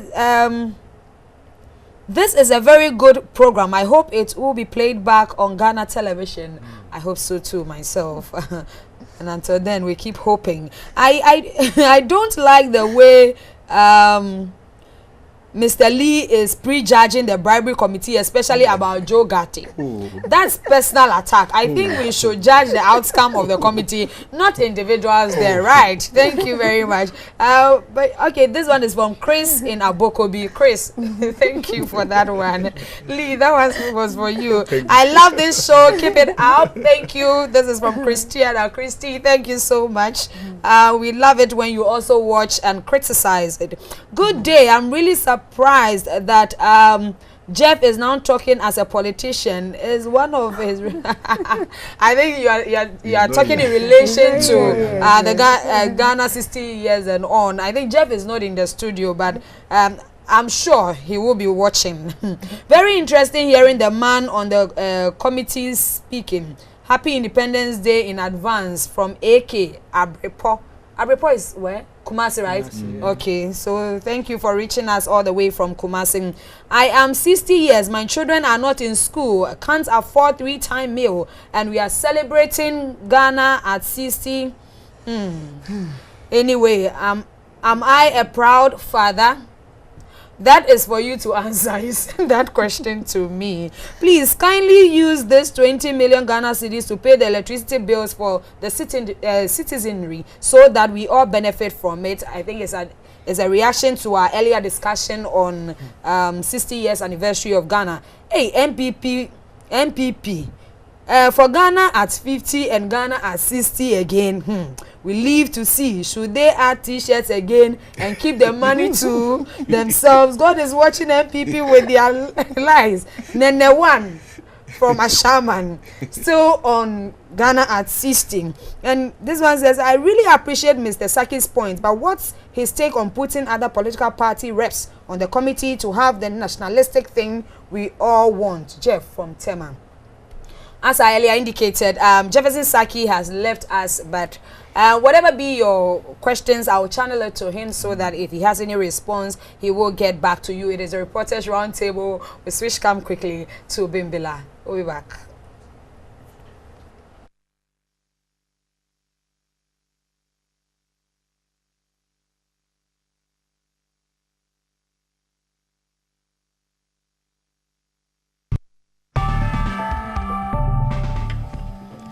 Theodora Medeto. Join Becky and other colleague journalists on Reporters Roundtable this and every Thursday.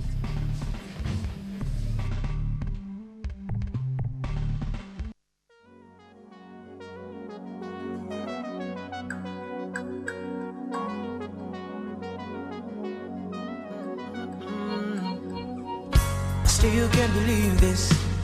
I can't believe I can't take control of myself, baby.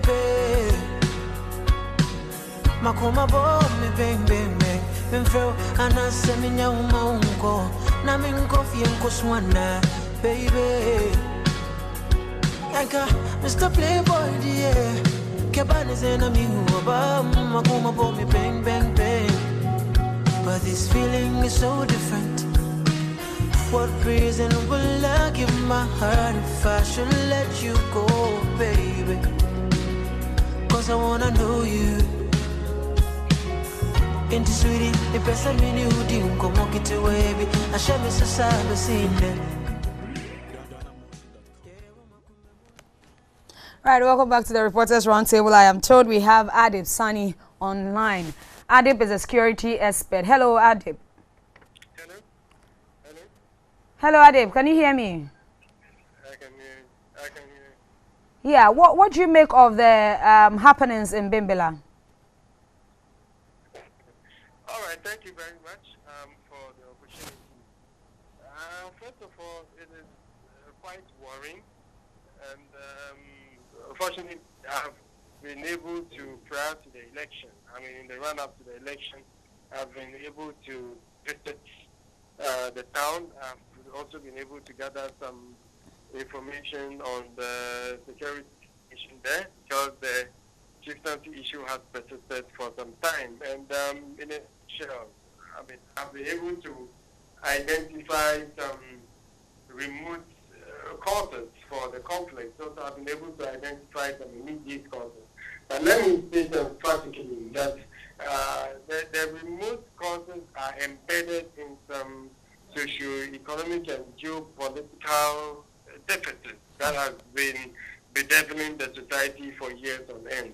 However, the immediate causes have to do with the regent there, Yad, installing some sub-chiefs.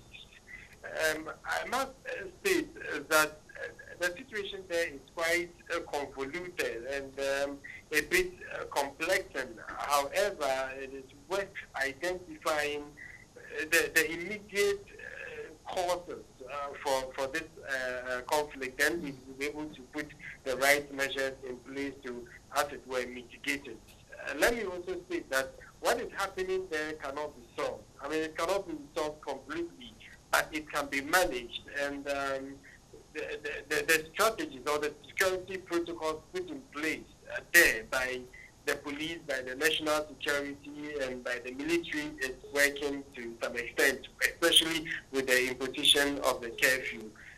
It is, however, important to look beyond the immediate security measures.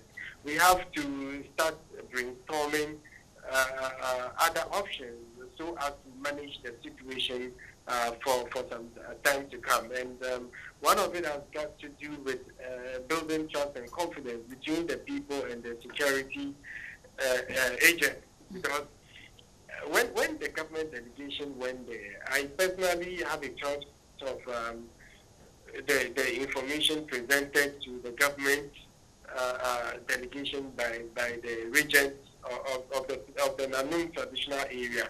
And when you take a closer look at it, it boils down to mistrust.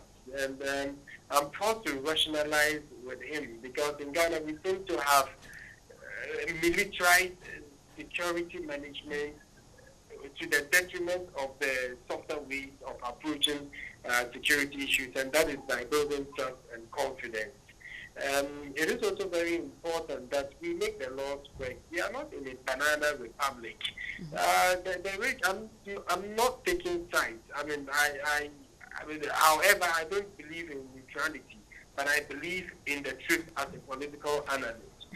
The Tamale court has judged, passed a verdict to the effect that he is legitimate regent. It has appealed in Kumasi, and the Kumasi court, to the appeals court, has also given a verdict, and to the effect that he is legitimate. Okay, so far as we're concerned, so far as we go by the rules of engagement as a country governed by the rule of law, he is a regent, and nothing denies him from performing his traditional roles. However, it is expedient for security concerns to some of the time to bite the bullet, to sometimes meet other options halfway. Because I understand the security agencies, they want the effect that if he goes on with the imprisonment, it is likely to cause some issues. However, he went ahead with it. But when you listen to his side too, they have quite a number of legitimate concerns or issues, because the court says he's a legitimate person. However, it's important to put the right mechanisms in place to forestall any such thing happening again. Right, but in your view, do you think this is a situation that needs to be handled by the law courts, or it should be by traditional rulers? Well, I think they can play a complementary role, because when you have the law courts doing its work and the traditional authorities don't do their work, it is likely to be, not effective. On the other hand, if you have the traditional authority showing the greatest deal of commitment towards the peace process, and the courts are delaying and not doing their work, it is also likely to create issues. But like I always say, for every system to work, we have three main components. You see, we have the processes, okay, which are the laws, the rules of engagement, the statutes. Then we also have the institutions. We have the law courts, etc., to make sure the system runs smoothly. And the third most important component are the human beings, the human resource. They are supposed to take advantage of the existence of the institutions and, of course, the processes to do their work. So I think that it has a crucial role to play in this regard. The traditional authority, they have a very important role to play. The security agencies, the market women, and everybody has his important role to play. However, it is important to identify the social and geopolitical deficits that breed some of these violence. Because when I was there, I used two conflict analytical theories to gather my information. The first is the pain theory, that is the position interest B theory, and that is the onion theory. Then we also have the pillar theory, which simply says that conflicts, come as a result of these socio-economic factors that be the society. And true to my observation, it did exist. I mean, I was able to go from Bimbilla through Yembe all the way to Tabuba and to the River Oti. That separates Ghana from Togo. But I must indicate the security situation there is quite poor. I spoke to a number of residents living around the river who have confessed to me at the private level that on daily basis you have thousands of people with goods streaming into the country and others leaving the country without going through any sort of security checks. And we know Yendi, Bimbilla, they are quite volatile areas. And for us to, as it were, leave the borders wide open, it's a cause for concern. Right, okay. Thank you very much, Adib, for your time. Thank you. Right, Adib Sani is a security expert. He is a journalist as well. Okay, so still on Bimbilla, we'll go over to our Northern Regional correspondent, Mutala Isa. Mutala, if you're on the line, could you bring us to speed on happenings at Bimbilla now that the curfew has been reviewed? Hello, Mutala. All right, I hear we are not able to reach Mutala, but as and when we have him, we will bring him on the line. But let's take your thoughts on this Bimbilla issue. I would want to start with you, Hummu, because you come from that part of the country. How worrying is this situation? It's very bad.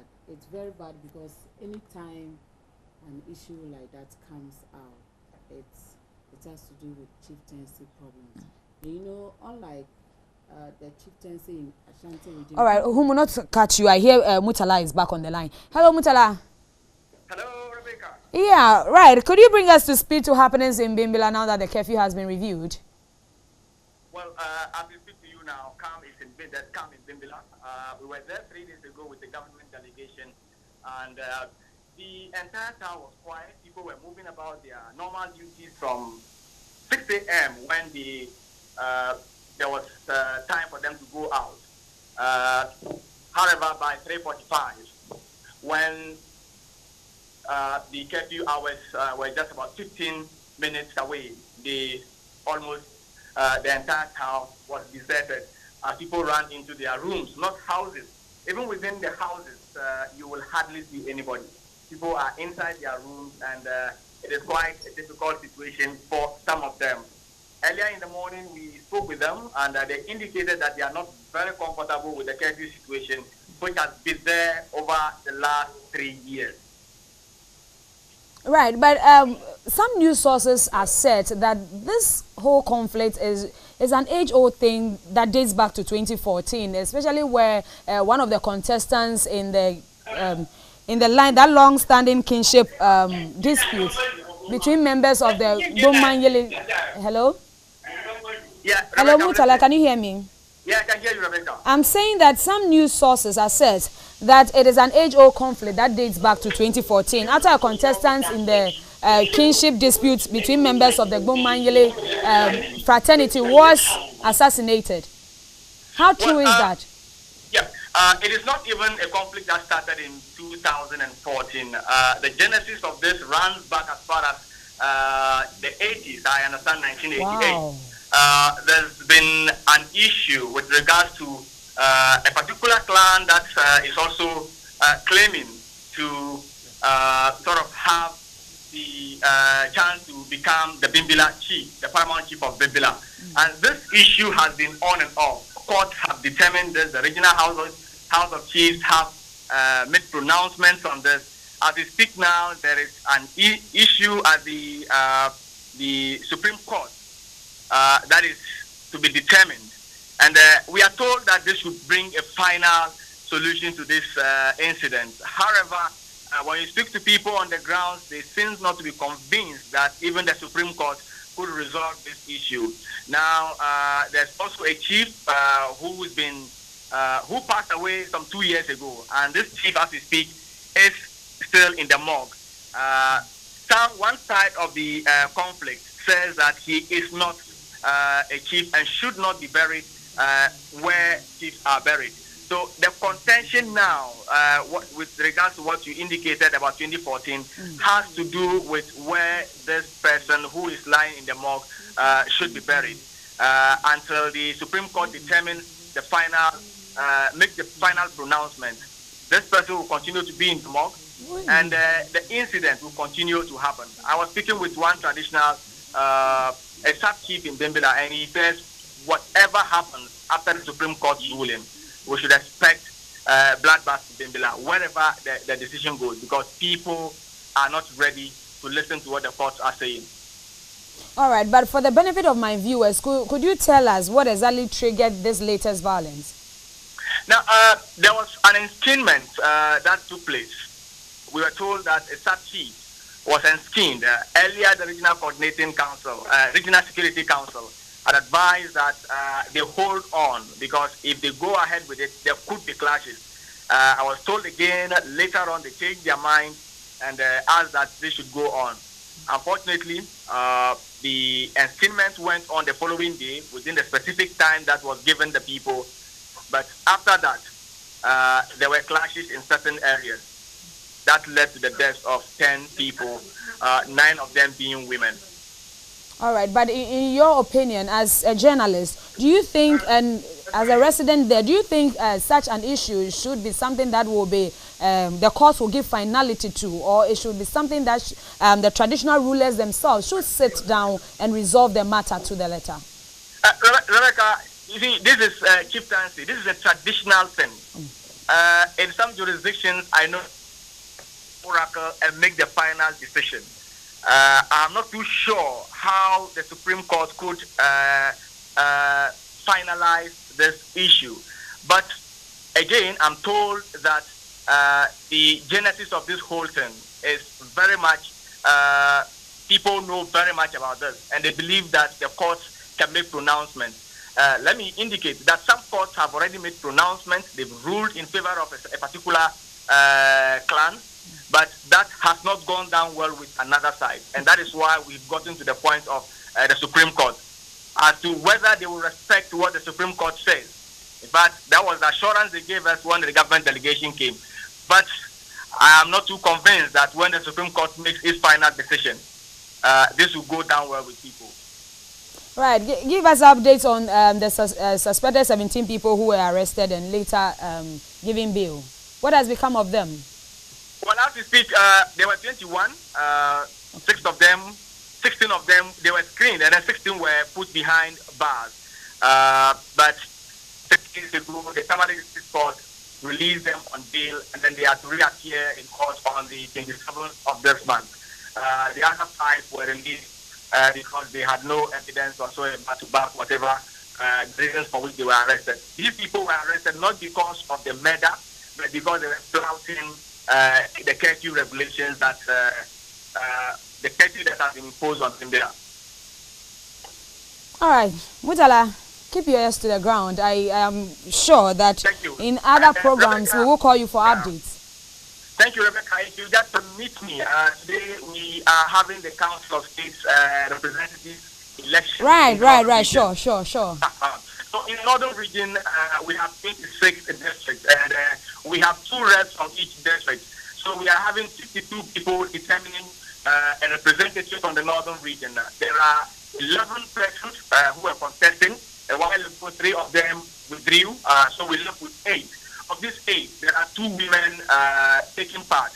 The process, I must say, is not very gender sensitive, in the sense that of the 52 reps who are to cast their vote today, only 2 are women. Of the 52 members of the Electoral College, only 2 are women representing the Northern region, and they are to cast their votes for 8 candidates, 2 of whom are women. So we are waiting to see what happens. They just finished telling us what their manifestos. They've just finished reading their manifestos, and we are hoping that the process should be done within the next 2 hours. All right. Okay. Mutala, thank you so much. We are grateful. Right, Hummu. Mutala, the worrying situation. You were on it, actually.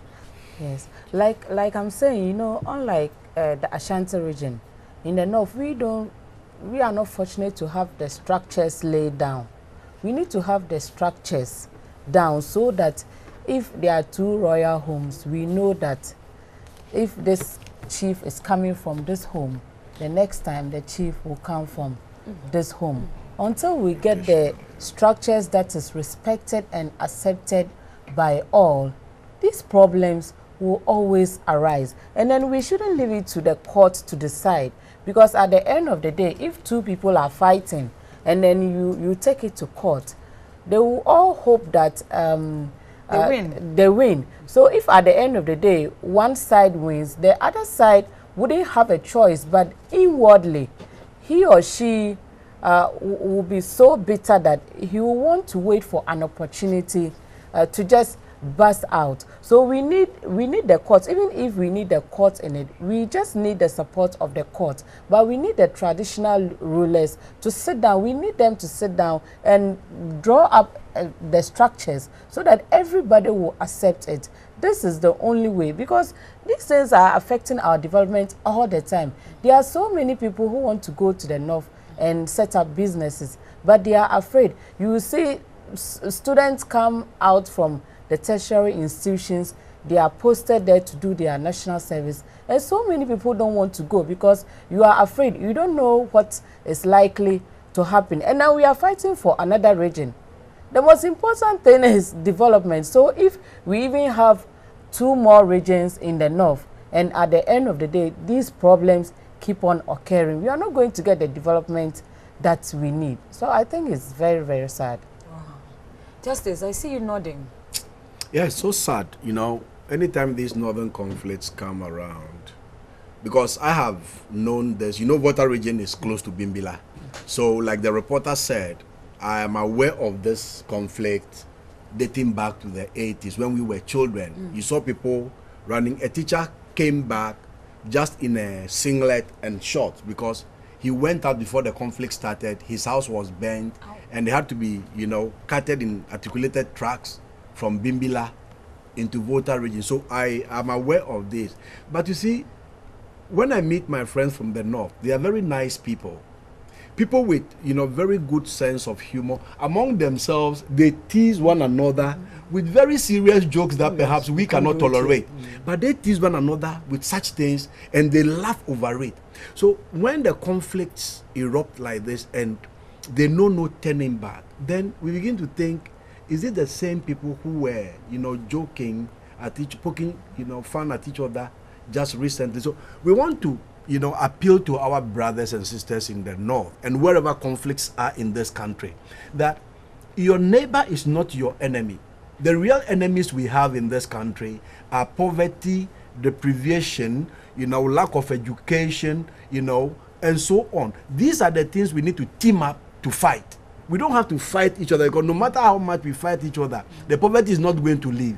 Some people sell guns. If you see the kind of weaponry that are used in these conflicts, you wonder whether these same people are begging for food. People send guns to them to fight for what interest? So we should be wise enough to know that those who bring us the weapons to fight with don't actually love us. They rather want to, clear us off for their own selfish interest. We should team up to fight against poverty, to fight against the social needs that we have.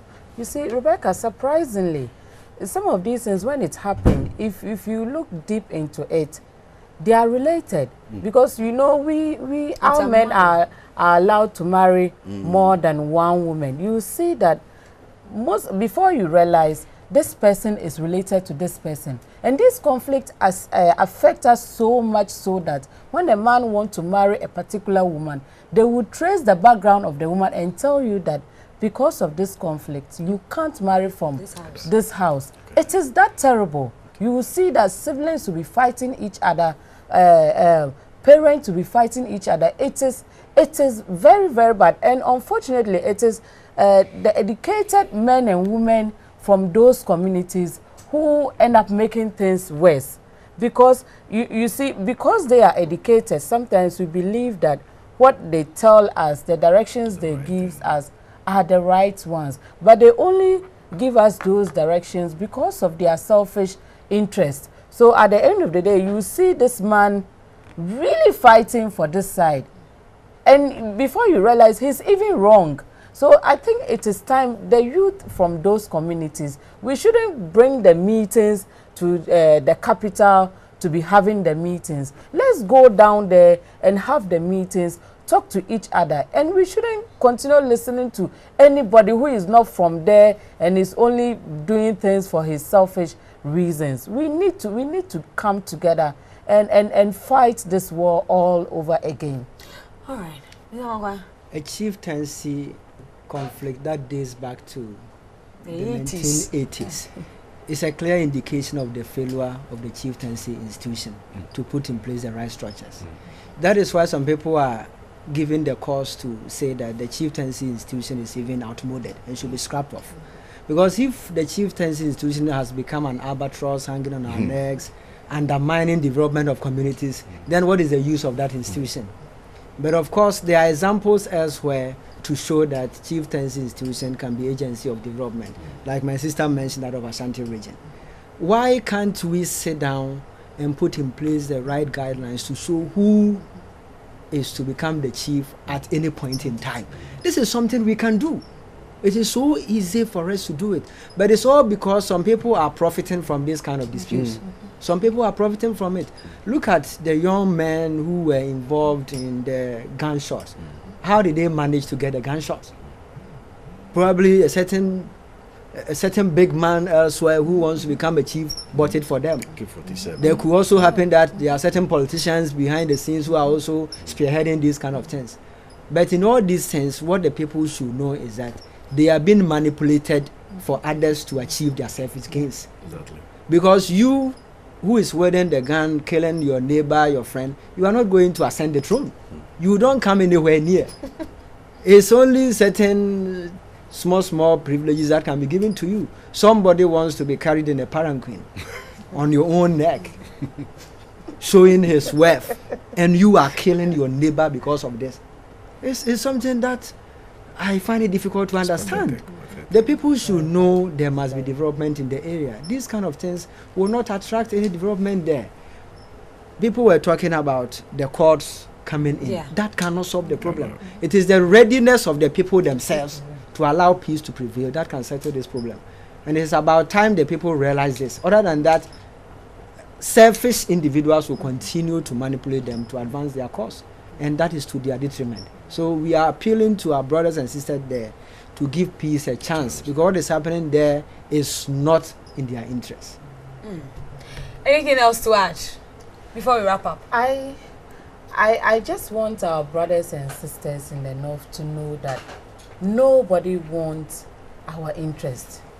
Nobody cares about us. If you see anybody else trying to pretend that he cares for your welfare, he's just doing it for his selfish interest. So we need to get up ourselves. We need to form youth groups. We need to talk to our chiefs. We need to sit them down, let them understand that if we want to get the needed development we are fighting for, we have to start with peace. If today the structures are laid down and then you are told that because of the structures this person is supposed to ascend the throne, you need to know that definitely a time will come that it will be your turn. We shouldn't just fight thinking that I want to win. If you don't win today, you'll win tomorrow. But if you fight all the time, tomorrow you may not even be alive to win the game. That's it. Justice. Yes, it's just the appeal we would like to appeal to our people. You know, sometimes you begin to believe that the northern parts of this country are not retarded, you know, necessarily because somebody doesn't want to develop those places. Because I remember that in one particular year, I think 1994-95, when that conflict erupted in the north again, that year was one of the years Ghana had a budget overrun. And development in Ghana itself, you know, came to a lower level because much more resources were committed to you know, deal with the conflict in the north. Those were the days the police were empowered. If you were loitering around with a state vehicle for no reason, it was confiscated by the police and taken to the north because they needed a lot more trucks, a lot more hands to deal with the northern situation. I was living in the police station. One gentleman went there, his wife is also a policeman, went there and died in that conflict. He went there keeping peace and died. So these are the prices Ghana continues to pay to deal with the conflicts, the pockets of conflict that, you know, erupt in this country. So we will beg and plead with our people. Conflict serves nobody's interest. Conflict only destroys. And so when we fight it to a point where we are not finding solution, we should just learn to give peace a chance. Right, learn to give peace a chance. I think Mr. Amankwah will pardon me because he's had his take. Right, so in here, this one says, Ampa from Nsakina in Accra says, who is the independent person to judge the bribery allegation as everybody votes? I think, Justice, this is referring to an earlier comment you made on the independent. Shraj is the independent institution set up to mandated to do that. Okay, this one says the committee is formed by MPP speaker, chaired by MPP MP, investigating bribe allegedly by MPP minister, given through MPP chairman of vetting committee. What outcome do we expect when we all know that if found to be true, it will affect MPP more than NDC? Well, let's hope against reasonable hope. Interesting times ahead. From Pa Achim Fusu. Pa, this rhyming. Anyway, Cyril too has given me a long one. Cyril Lai says, may it be Sam Okujeto Ablakwa, may it be known that the so-called confession attributed to me by Honorable Joe Osewusu is nothing but a desperate, malicious and cancerous fabrication which will not be allowed to fester. The last time Honorable Osewusu made this same allegation, he hung it around the neck of Honorable Mahama Yariga. I guess he had forgotten to be consistent when he appeared before the special committee today. Let no one doubt my resolve and the extent I am willing to go to vindicate the truth in this matter. Truth stands. This one was sent to us by Cyril Lai, but I guess it was the take of Sam Okujeto Ablakwa on his social media platform. This one says it's rather unfortunate that the gentleman in pink and the lady in the headgear are already judging the matter. Charity begins at home. Let them finish so that we can judge the committee. Let's be fair and respect the members of the committee. Okay. Hello, Mr. Ayariga is saying the truth from Ima in Ashama. Okay, we are yet to see whether he's saying the truth or not. The politicians are all one. They know what they are doing. From Shabalala. Pillar 2. Shabalala, thank you so much. My name is Rebecca Ewa, and I have been doing this discussion with Kwabena Amankwah of the Daily Statesman. He is the editor-in-chief of the Daily Statesman. Justice Lee Adoboe is a senior correspondent at Xinhua News Agency, and Hummu Kulssum Abdulai is a parliamentary correspondent with GBC24. Earlier, we had a discussion with Jefferson Saki, who joined us talk on about Ghana 60 years and on, and the matters arising.